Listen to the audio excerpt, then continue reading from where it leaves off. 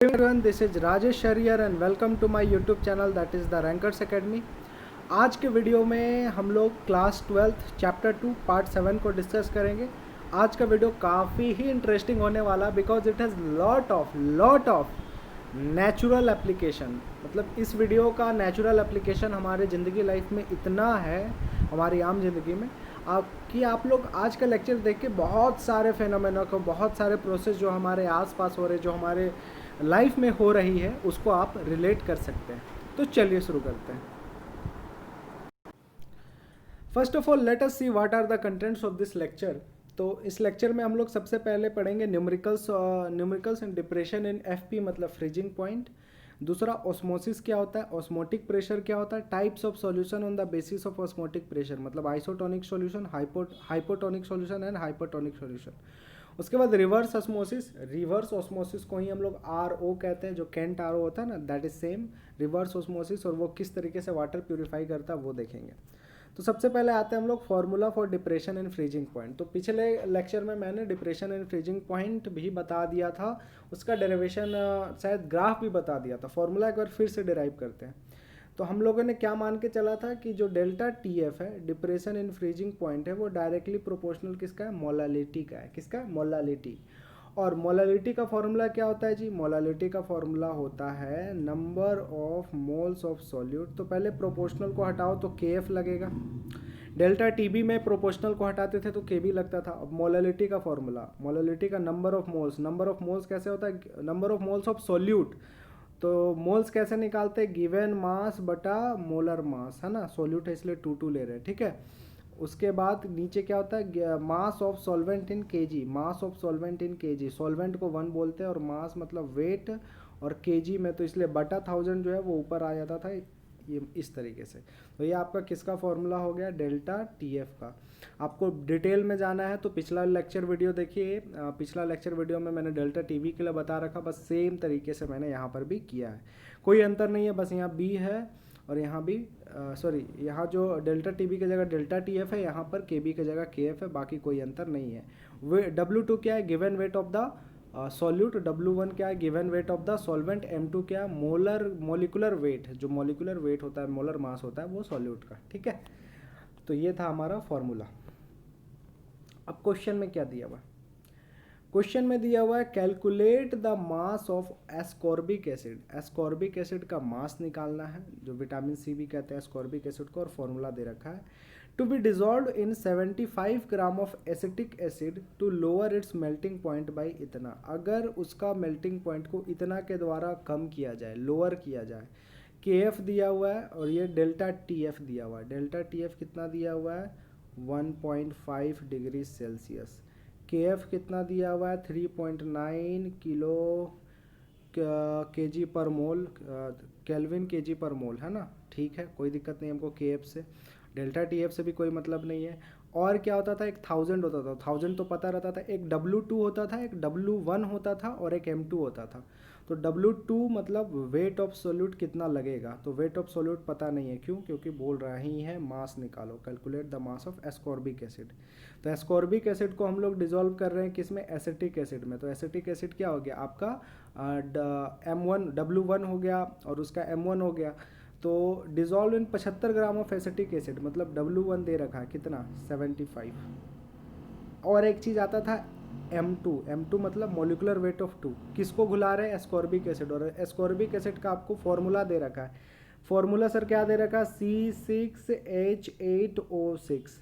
जोड़ घटाओ गुना भागा करके हम लोग इसका मास निकाल लेंगे। M2 कैसे, 12 होता है एक कार्बन का, तो 12 6 कितना हो जाएगा, 72 हो जाएगा। 8 हाइड्रोजन का 8 हो जाएगा, और 6 ऑक्सीजन का, एक ऑक्सीजन का 16 होता है, तो 6 ऑक्सीजन का 96 हो जाएगा। तो 72 और 8, 80 प्लस 96, इट विल बिकम 176। तो M2 का वैल्यू कितना हो गया, 176। तो सब कुछ पता है, बस W2 पता नहीं है, फॉर्मूला में पुट करो आंसर आ जाएगा। इस चैप्टर से एक न्यूमेरिकल फिक्स है, ध्यान दो गायत्री, आपका जो बोर्ड है CBSE उसमें एक क्वेश्चन फिक्स है कि आपका आएगा इस चैप्टर से।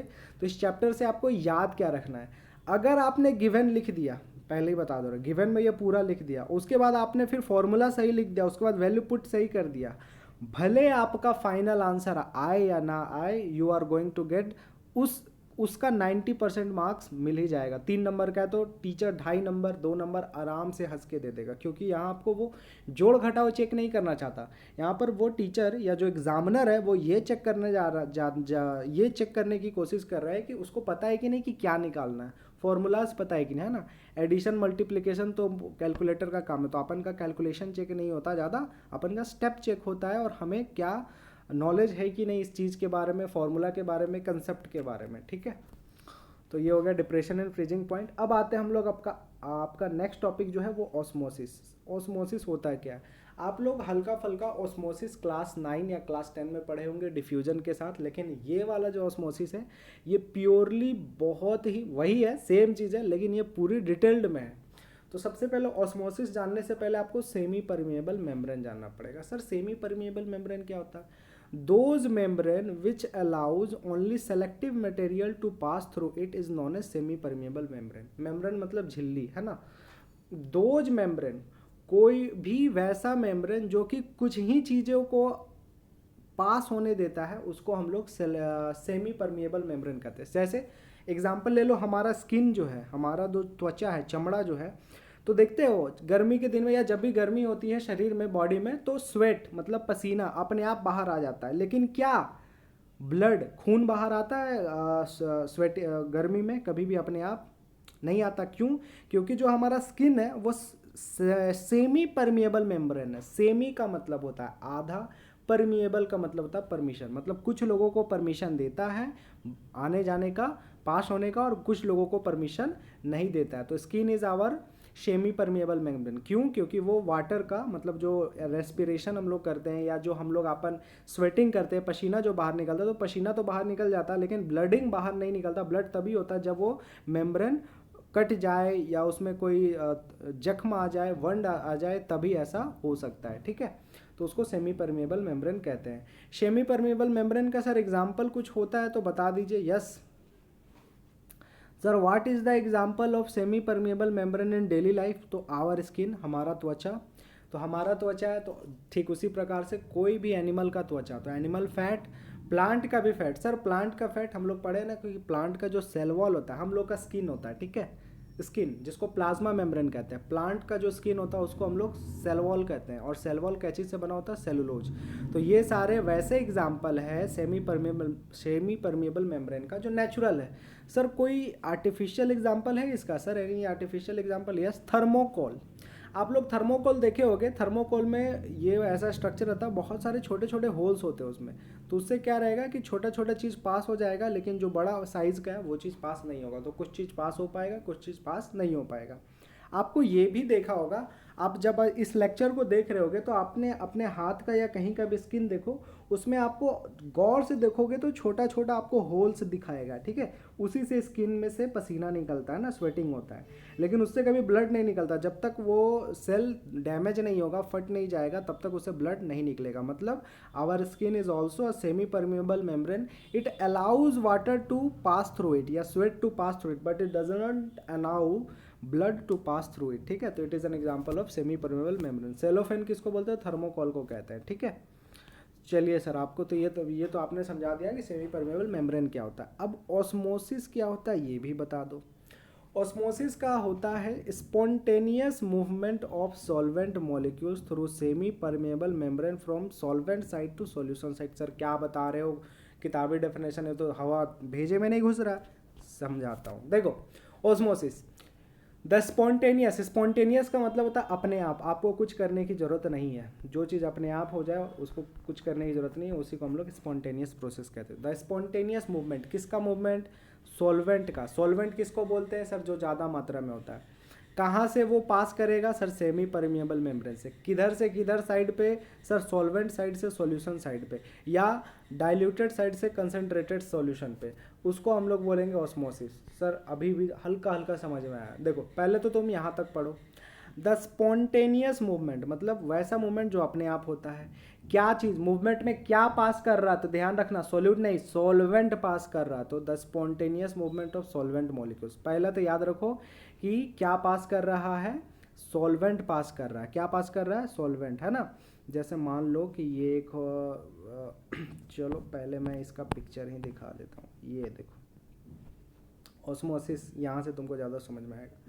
The spontaneous movement of solvent molecules through a semi permeable membrane. तो देखो ये सेमी परमिएबल मेम्ब्रेन है, ठीक है, और इसमें तुमको हल्का हल्का होल्स भी दिख रहा होगा, यहाँ पर यहाँ पर यहाँ पर थोड़ा थोड़ा होल्स दिख रहा होगा, ठीक है। तो ध्यान दो, सॉल्यूट किसको बोलते हैं और सॉल्वेंट किसको बोलते हैं? सर जिसमें भी जिसमें जो भी सॉल्यूशन में जो चीज़ ज़्यादा मात्रा में रहता है उसको हम लोग क्या बोलते हैं? सॉल्वेंट। और जो कम मात्रा में रहता है उसको क्या बोलते हैं सर? जो कम मात्रा में रहता है उसको बोलते हैं सॉल्यूट, है ना। तो सॉल्वेंट मॉलिक्यूल्स का जाना, तो देखो जाहिर सी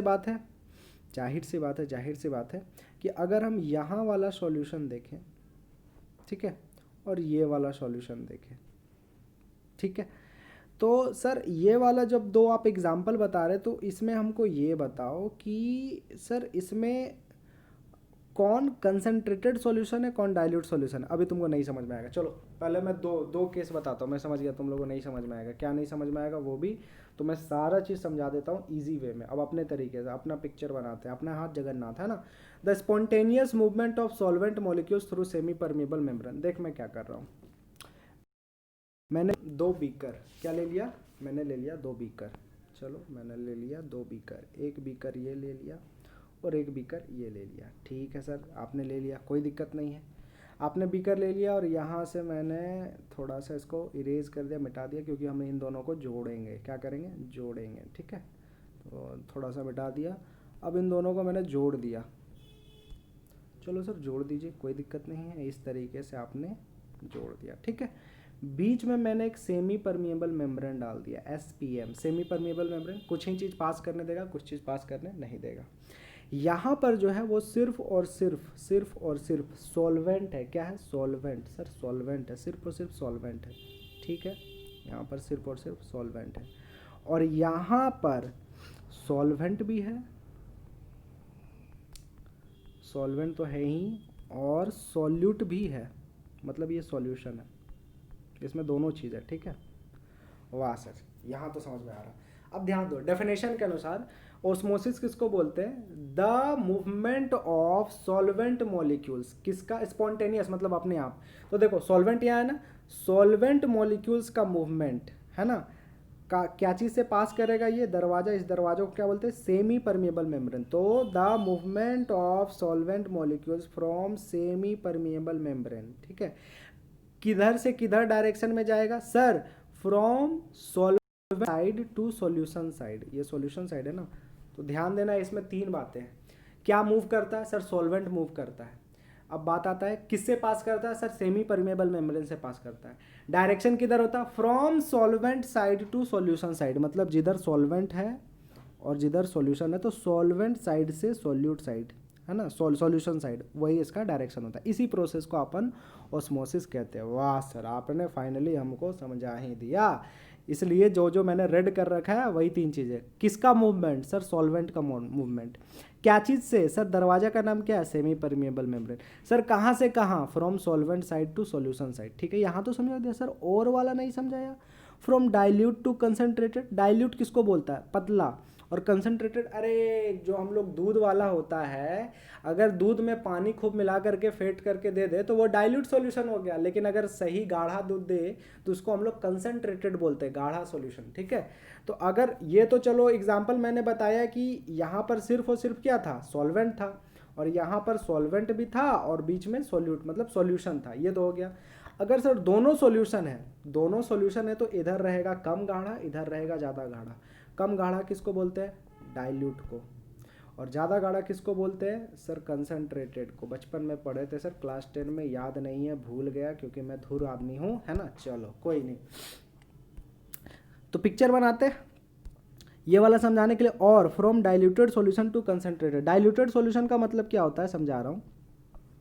डाइल्यूटेड सॉल्यूशन का मतलब होता है कि दूध कम पानी ज़्यादा, है ना, ऐसे समझो। तो दूध तुम्हारा सॉल्यूट है, पानी ज़्यादा सॉल्वेंट, है ना।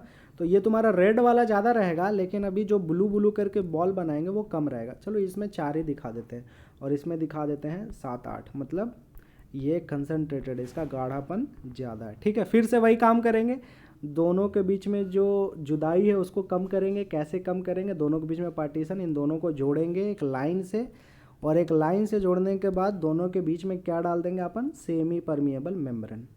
तो फिर से वही क्वेश्चन, कौन मूव करेगा? सर सॉल्वेंट मूव करेगा। सॉल्वेंट मतलब, अरे जाहिर से बात है ना, मान लो चीनी और पानी का ये सॉल्यूशन है, ये भी चीनी पानी का सॉल्यूशन है, इसमें चीनी कम है, इसमें चीनी ज़्यादा है, सॉल्यूट कम है, सॉल्यूट ज़्यादा है, तो ये डाइल्यूट सॉल्यूशन हो गया, ये कंसनट्रेटेड सॉल्यूशन हो गया। सर कौन मूव करेगा? चीनी की पानी? हमेशा पानी, हमेशा बच्चे, हमेशा सॉल्वेंट मूव करता है। ठीक है सर, तो कौन मूव करेगा? सॉल्वेंट। सर किधर से किधर करेगा? सर फ्रॉम डाइल्यूट साइड से कंसंट्रेटेड, जहां कम गाढ़ा है उधर से ज़्यादा गाढ़ा की ओर। Very good sir. क्या चीज़ से पास करेगा? Semi permeable membrane. सर इस प्रोसेस को क्या बोलते हैं? ऑस्मोसिस। क्लियर? यस सर, पूरी तरीके से क्लियर है ना।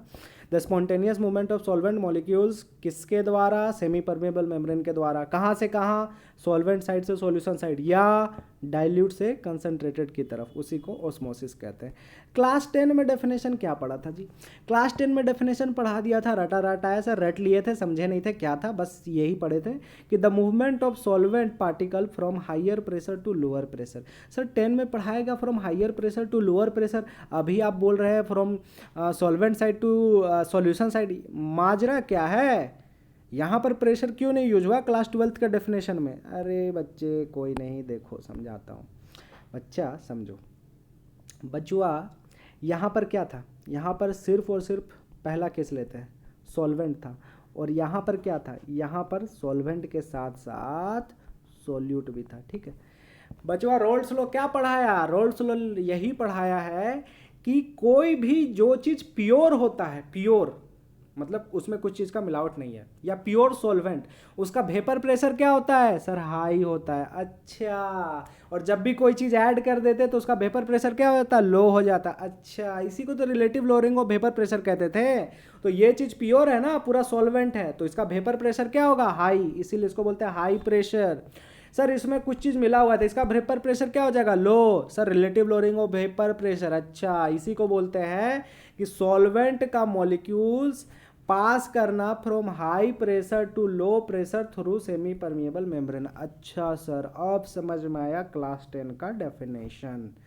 अच्छा, क्लास 10 में इतना कुछ बताता तो समझ में नहीं आता, और मास्टर को पता भी कहाँ होता, 10th वाले को। सही बात है, दोनों चीज़ होता है, बच्चा को समझ में भी नहीं आता और मास्टर को भी पता नहीं होता। चलो, तो यहाँ तक हमारा ऑस्मोसिस पूरा क्लियर है। सेमी परमिएबल मेम्ब्रेन बच्चों याद कर लेना, ऑस्मोसिस का डेफिनेशन क्लियर, और ये सब चीज़ तो आपका नेचुरल लाइफ का एग्जाम्पल है। ठीक है, अब आते हैं example of semi permeable membrane. तो हमने देख लिया कि डेली लाइफ में सर मेरा स्किन जो है वो सेमी परमेबल मेम्ब्रेन होता है नेचुरल में। प्लांट का सेलुलोज जो है वो होता है, एनिमल का फैट चर्बी जो होता है वो होता है। अच्छा, ऑस्मोसिस कब कब होता है? सर ऑस्मोसिस तब होता है जब हम लोग कच्चा आम में नमक डाल देते हैं। जब हम लोग कच्चा आम में नमक मम्मी डाल देती है अचार बनाने के लिए, फटाक से आम सिकुड़ जाता है। अरे हाँ सर, ऐसा तो हो जाता है। मम्मी अचार के लिए क्या करती है? धूप पे सुखाना की भी ज़रूरत नहीं है, क्या करो, जब तक उसमें अचार में नमक नहीं डालेगा तब तक वो सिकुड़ता नहीं है, श्रिंक नहीं करता, श्राइव नहीं करता है। तो रो मैंगोज, कच्चा मैंगोज क्या करता है? व्हेन पिकल्ड इन ब्राइन, मतलब सॉल्ट वाटर, नमक पानी में जब डाल देते तो वो सिकुड़ जाता है। अच्छा जी सर, बुझा हुआ जो फूल है, सिकुड़ा हुआ फूल जो है वो ग्लूम करने लगता है, खिलने लगता है जैसे उसमें वाटर डाल देते हैं। हाँ सर, ऐसा क्यों होता है? ये भी ऑस्मोसिस है। सर किशमिश, रेजिन वाला एग्जाम्पल जो बचपन में दिया गया था क्लास 10 में, कि किशमिश है, रहता है एकदम पूरी तरीके से सिकुड़ा हुआ, पानी में डाल दो हो जाता है, फूल के हो जाता है एकदम बड़ा सा। यस बच्चे, it is also an example of osmosis. Sir ये हो कैसे रहा है? आप तो बता रहे हो ऑस्मोसिस है, कैसे ऑस्मोसिस है? प्रूफ करो। चलो दिखाते हैं। देखो बच्चा, हम ले लिए अचार, कैसे बनाए? मान लो कि बच्चों ये अचार है, मान लो सर का ड्राइंग बहुत अच्छा। मान लो ये है अचार, पिकल, PICKL। पता नहीं ऐसा आम का अचार कैसा कब होता है, देखा तो नहीं है मैंने, लेकिन लेट दिस बी अ अचार। तो अगर ये अचार है, अगर ये नॉर्मल है, इसको काट दी है मम्मी, है ना, नया लाई 5 किलो खरीद के इसको काट के रख ली। अब क्या होता है, जैसे ही इसको हम लोग सॉल्ट के सॉल्यूशन में डालेंगे, किसके सॉल्यूशन में? सॉल्ट के सॉल्यूशन में, तो ये क्या होगा? फ्यू आवर्स लेटर, है ना, फ्यू आवर्स लेटर, कुछ घंटों के बाद ये सिकुड़ के छोटा हो जाएगा। अच्छा सर ऐसा क्यों? देखो बचवा, जब हम लोग अचार लाए थे, जब हम लोग अचार लाए थे तो कोई भी चीज़ में पानी होता है ना, उसमें वाटर होगा, कुछ ना कुछ वाटर उसमें प्रेजेंट होगा अपने से। जैसे हम लोग में पसीना होता है, बॉडी में फ्लूइड होता है, बहुत सारे फलों में पानी खुद ब खुद होता है। सेव खाओ तो उसका पानी कचक कचक करके निकलता है ना। हर एक चीज़ में कुछ ना कुछ वाटर अमाउंट होता है यार। पौधा है, पौधा को पानी पड़ता है तो पानी रखेगा कि नहीं रखेगा? हाँ रखेगा सर। तो इसमें पानी होगा, सिर्फ और सिर्फ पानी होगा ना? हाँ सर, लगभग सिर्फ और सिर्फ पानी होगा, मतलब सॉल्वेंट, प्योर सॉल्वेंट, ठीक है। अब इसको हम लोग किस पे डाल दिए? इसको हम लोग डाल दिए सॉल्ट सॉल्यूशन में, तो ये हो गया सॉल्यूशन, सॉल्ट प्लस वाटर। हाँ सर, और वाटर कहाँ से कहाँ ट्रेवल करेगा सर? सॉल्वेंट से सॉल्यूशन की तरफ। अच्छा सर, इसको कोई बढ़िया डार्क से दिखाइए। हाँ चलो डार्क से दिखाते हैं, डार्क से दिखाते हैं।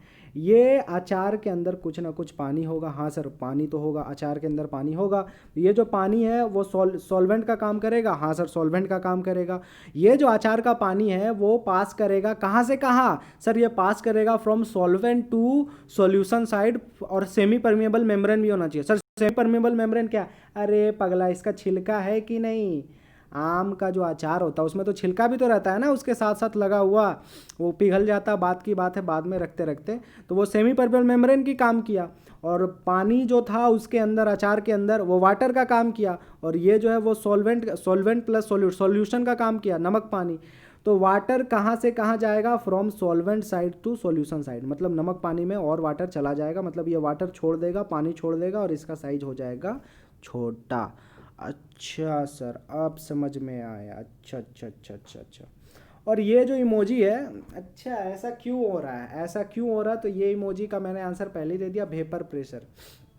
वेपर प्रेशर में मतलब कोई भी चीज़ हाई प्रेशर से लो प्रेशर अपने आप क्यों चलने लगता है? तो वही बताया कि वेपर प्रेशर, जो भी प्योर चीज़ होता है उसका वेपर प्रेशर ज़्यादा होता है, तो ज़्यादा कोई भी चीज़ हाई प्रेशर से लो प्रेशर में जाता ही जाता है। अरे जाहिर से बात है, 3 तल्ला में टंकी लगा हुआ है और मेरा पहली मंजिला में नल है, बस हम नल खोल दिए, मोटर चलाने की भी ज़रूरत नहीं है, अपने आप पानी ऊपर से नीचे आ जाएगा। लेकिन अगर 1 मंजिले से हमको 3 मंजिले में पानी भेजना तो हमको प्रेशर लगाना पड़ेगा, वर्क करना पड़ेगा, मोटर चलाना पड़ेगा, ठीक है। तो याद रखना है कि ऑस्मोसिस का कारण क्या होता है? वेपर प्रेशर, है ना। अच्छा, तो ये तो बता दिया सर आपने, ये भी बता दिया, ठीक है सर। अब थोड़ा सा हमको रिवर्स ऑस्मोसिस भी बता दो। अरे हाँ सर, रिवर्स ऑस्मोसिस बहुत सुने सर। एक हेमा मालिनी करके आती है और वह कैंट आर ओ कर करके माथा खराब कर देती है। आर ओ का मतलब यही रिवर्स ऑस्मोसिस है। आर मतलब रिवर्स, ओ मतलब ऑस्मोसिस।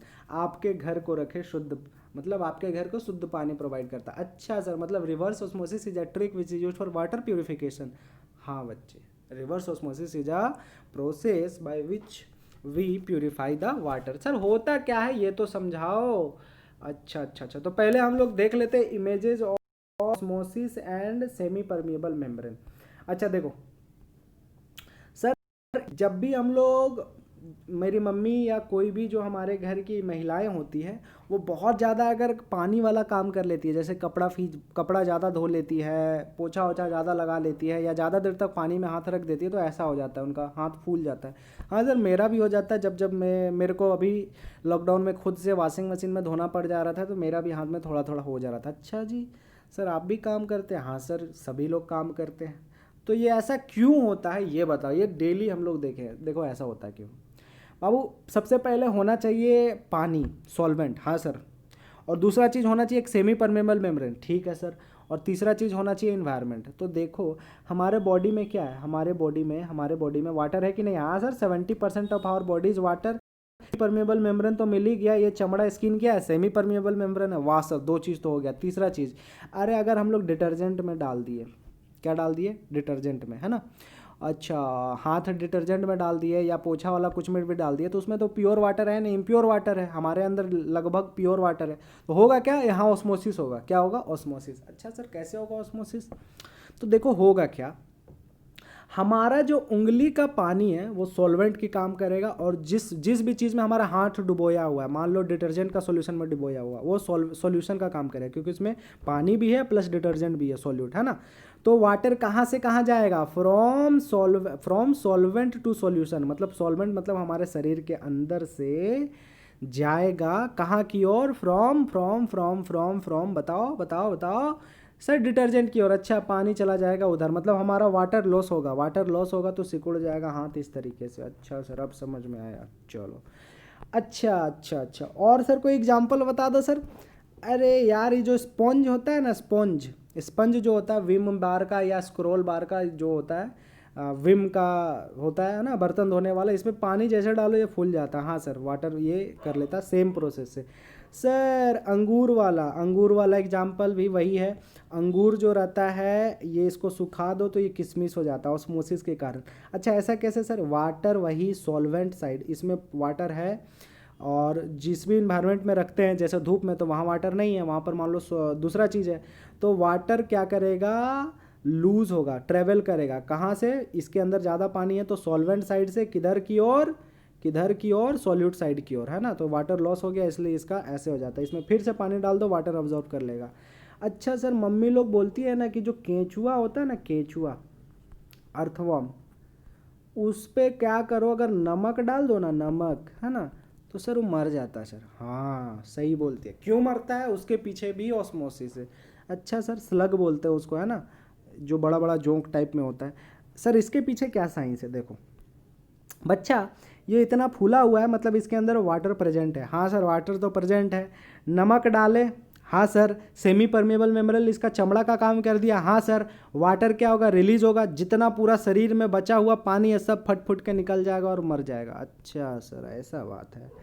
ममिफिकेशन, ममिफिकेशन का मतलब क्या होता है? आदमी मर जाने के बाद पूरा इस तरीके से कंकाल उंकाल हो जाता है, तो वही वाटर इसमें प्रेजेंट रहता है, वाटर लॉस हो जाता है और पूरा ऐसा आदमी भयानक की तरह दिखना शुरू हो जाता है। चलिए सर, बहुत ज्ञान की बातें, आप बहुत ज़्यादा ज्ञान देते हैं, काम की बात करते हैं। तो अभी तक हमने ऑस्मोसिस पढ़ा, सेमी परमेबल मेम्ब्रेन पढ़ा, और न्यूमेरिकल किया हमने डिप्रेशन इन फ्रीजिंग पॉइंट का। चलिए सर, ज्ञान की बातें कम दीजिए, अब रिवर्स ऑस्मोसिस फटाक से हमको बता दीजिए, और अगला लेक्चर में इस चैप्टर को अंत करिए। झूठ मूठ का आपने 8-9 लेक्चर में खींच दिया। देखो बच्चे, आप लोग जहाँ भी पढ़ रहे होगा ना, मैं गारंटी के साथ कह सकता हूँ कि खाक कुछ समझ में नहीं आ रहा होगा। नाम का सिर्फ चैप्टर कंप्लीट हो रहा है। सर चैप्टर 2 हो गया, चैप्टर 3 हो गया, चैप्टर 4 हो गया, चैप्टर 5। यार ऐसा पढ़ाई करके फ़ायदा क्या कि तुम इसको कैरी फॉरवर्ड ना कर सको, अपने आसपास के लाइफ के एग्जाम्पल में ना देख सको, फिर वही बात है, कुछ कुछ नहीं होगा, बिक जाएगी, है ना। कुछ नहीं होगा तुम लोग का। फिर ऐसे डिग्री सिर्फ ले लोगे। पढ़ो अच्छे तरीके से, समझो, प्रैक्टिकल लाइफ का एग्जाम्पल देखो, क्योंकि जब तुम कंपटीशन में दोगे ना, जैसे मेरा टैक्स असिस्टेंट का जो पेपर था एक, उसमें डायरेक्टली क्वेश्चन दिया गया था कि mummification is an example of what.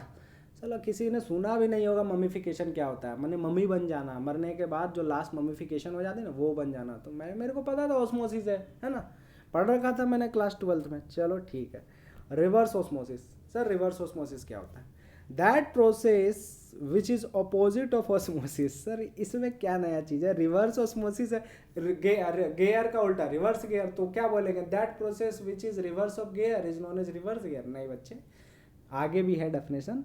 That process which is opposite of osmosis and starts when we apply a pressure greater than atmospheric pressure is known as reverse osmosis. हाँ sir, यहाँ तक तो ये अच्छा डेफिनेशन लग रहा है। तो वैसा प्रोसेस जो ऑस्मोसिस के उल्टा है, ठीक है। और शुरू कब होता है? जब हम ऑस्मोटिक प्रेशर से, यहाँ एटमॉस्फेरिक काटो, काटो पहले, एटमॉस्फेरिक गलत टाइप कर दिया है, यहाँ ऑस्मोटिक लिख लो, एटमॉस्फेरिक की जगह ऑस्मोटिक, है ना।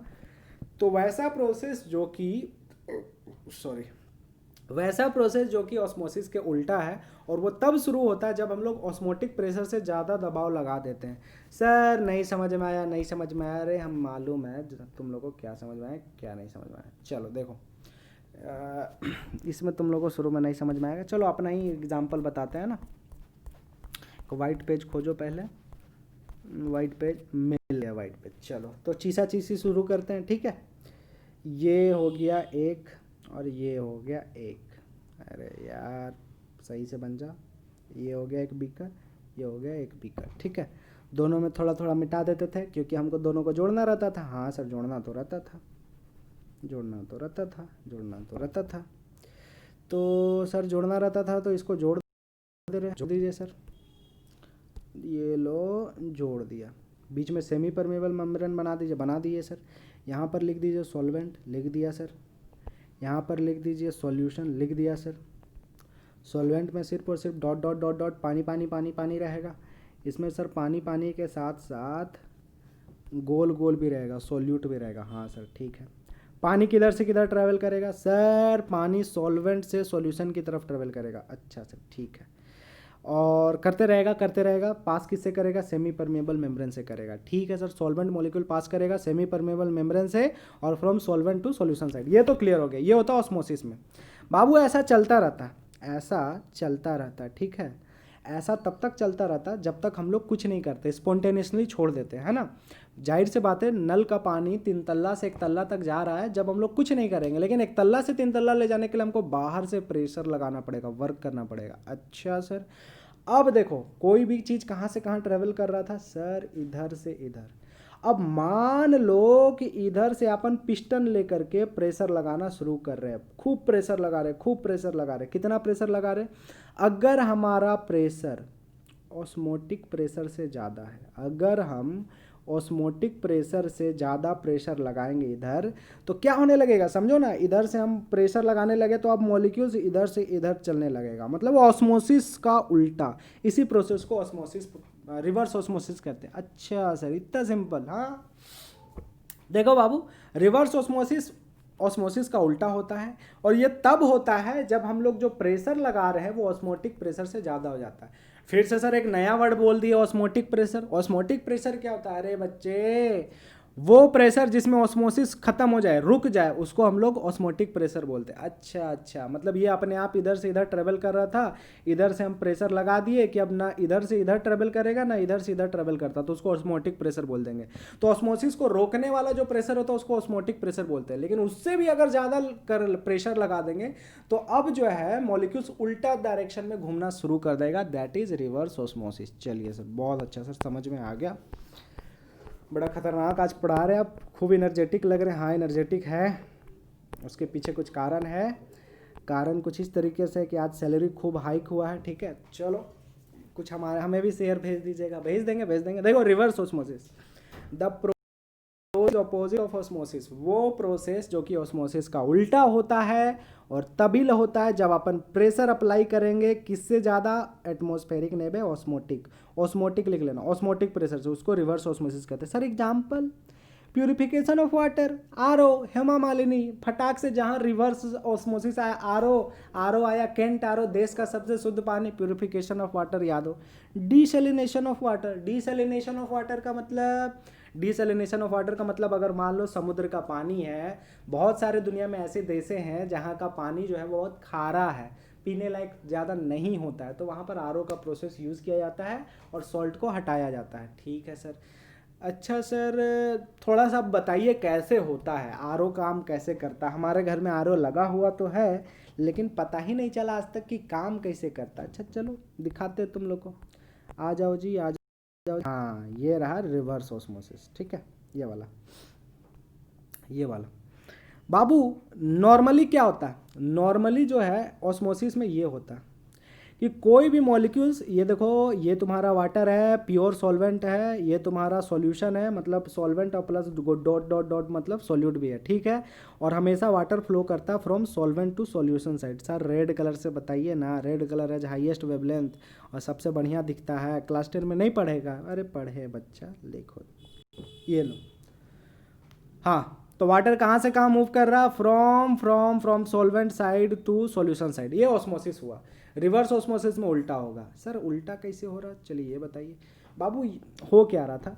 नॉर्मली में यहाँ जो हो रहा था, प्योर वाटर से इधर की ओर जब जा रहा था कोई भी चीज़, मतलब सॉल्वेंट से ये की ओर, तो ये अपने आप हो रहा था। क्यों?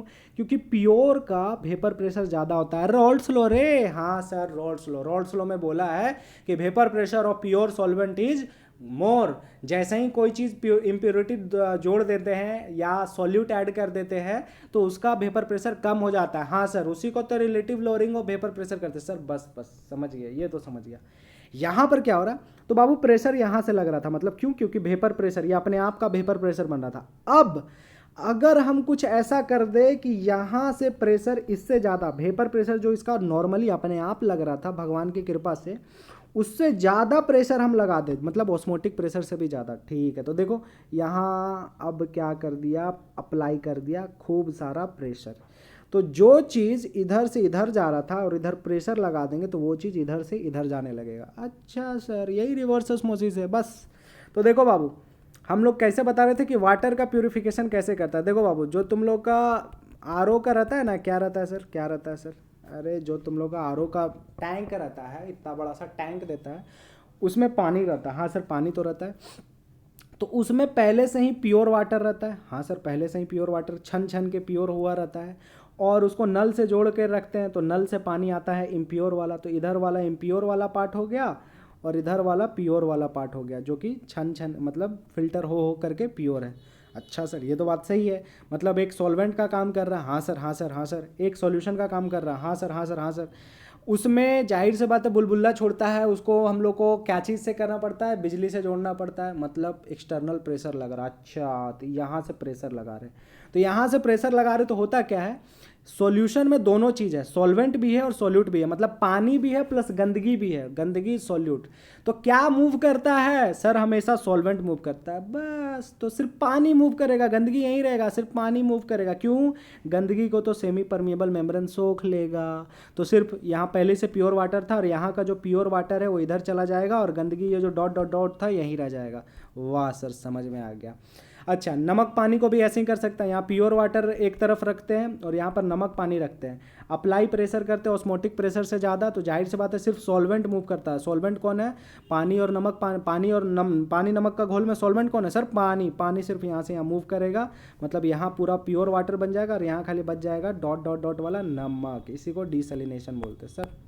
मज़ा आ गया सर आज के लेक्चर में। चलो ठीक है, थैंक यू। मेरे को तुम्हारे तरफ से थैंक यू है ना, क्योंकि मेरे को पता है कि मैंने सारा चीज़ समझा दिया है। सर और कुछ बचा सर?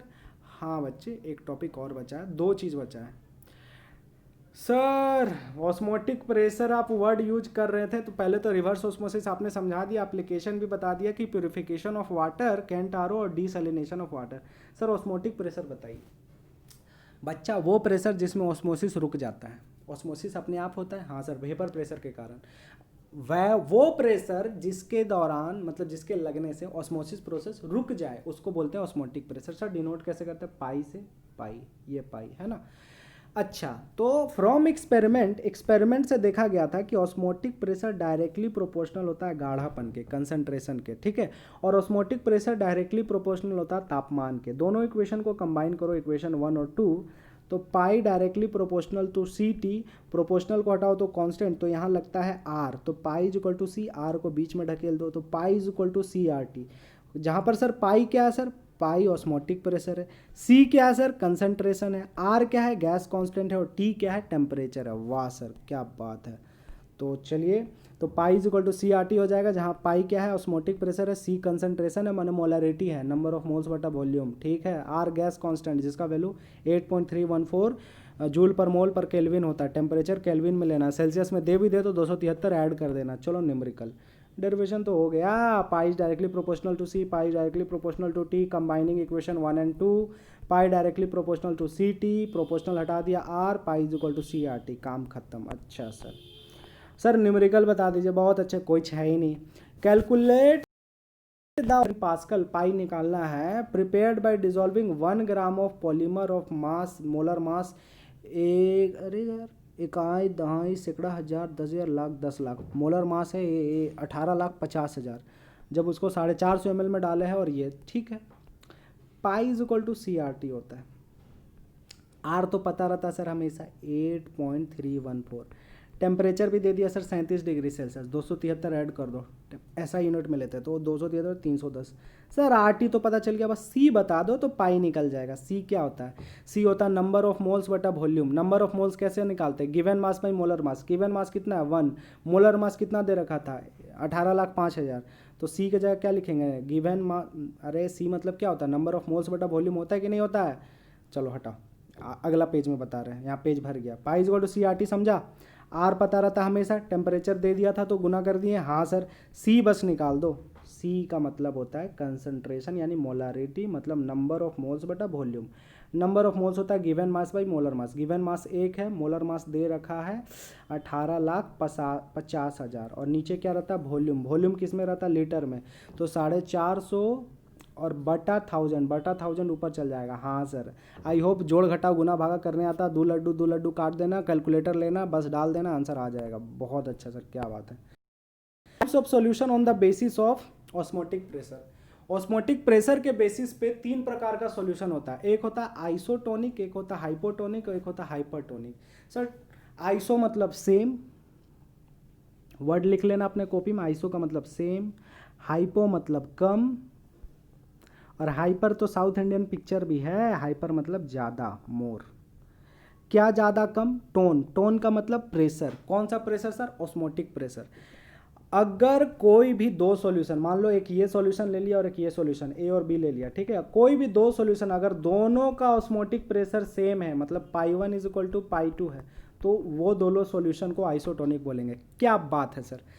अगर कोई एक सॉल्यूशन है ना दो सॉल्यूशन फिर से ए बी, ए का ऑस्मोटिक प्रेशर अगर बी से ज़्यादा है तो हाइपर मतलब ज़्यादा। अगर π1 इज ग्रेटर देन π2 तो उसको हम लोग क्या बोलेंगे, वैसा सॉल्यूशन जिसमें हाइयर ऑस्मोटिक प्रेशर है उसको हम लोग बोलते हैं हाइपरटोनिक। सर कम वाला भी बता दो, अगर कम है लेस देन है तो हाइपो। तो isotonic solution that solution iso मतलब सेम होता है, having equal osmotic pressure. Hypo में लोअर एटमॉस्फेरिक प्रेशर, नहीं अबे एटमॉस्फेरिक नहीं रहे, ऑस्मोटिक एटमॉस्फेरिक नहीं, ऑस्मोटिक बोलना, ठीक है। बार बार मेरे से गलती से स्लिप हो जा रहा, टंग स्लिप। एटमॉस्फेरिक प्रेशर नहीं, ऑस्मोटिक प्रेशर। ऑस्मोसिस पढ़ रहा तो ऑस्मोटिक प्रेशर पड़ेगा ना। ये बार बार इसलिए आ जा रहा है क्योंकि अभी क्लास 11 का थर्मोडायनामिक्स का लेक्चर लिया हूँ, उसमें बड़ा पढ़ाया हूँ एटमॉस्फेरिक प्रेशर, उसके कारण वही चीज़ टंग स्लिप हो रहा है, ठीक है, कोई नहीं, मैनेज कर लो।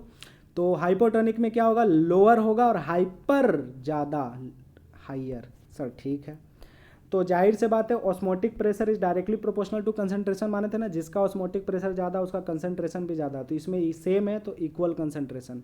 हाइपो मतलब कम है तो लो कंसंट्रेशन, हाइपर मतलब ज़्यादा ऑस्मोटिक प्रेशर है तो हाइयर कंसंट्रेशन। क्या बात है सर, समझ में आ गया। Isotonic environment so no effect on cells, फलना ढकना। अच्छा, आइसोटोनिक किसी भी चीज़ को अगर आइसोटोनिक सॉल्यूशन में डाल देगा ना तो ना उसका साइज बढ़ेगा ना उसका साइज घटेगा। अगर किसी भी चीज़ को हाइपोटोनिक में डाल देगा ना तो उसका साइज कम हो जाएगा, मतलब वो सिकुड़ जाएगा, ठीक है। ऐसा क्यों होगा, चलो हमको कमेंट करके बताना है ना। बहुत सारा एग्जाम्पल एग्जाम्पल तो एकदम किसमिस और ये सब का तो एकदम बता करके थका दिया है ना। और हाइपरटोनिक में किसी भी चीज़ को डालेंगे तो उसका साइज बड़ा हो जाएगा, ठीक है। तो बस यही है, that's all from today's lecture. कल का लेक्चर हमारा आखिरी लेक्चर होगा और कल हम लोग मैथ्स का लेक्चर सीरीज स्टार्ट करेंगे, starting from chapter 6 application of derivatives, और कल क्लास 12 का केमिस्ट्री भी खत्म हो जाएगा, और परसों हम लोग का इलेक्ट्रोकेमिस्ट्री शुरू होगा, चैप्टर नंबर 3। आई होप आप सभी को सारा चीज़ समझ में आ गया। That's all from today's class. I hope you would like this lecture.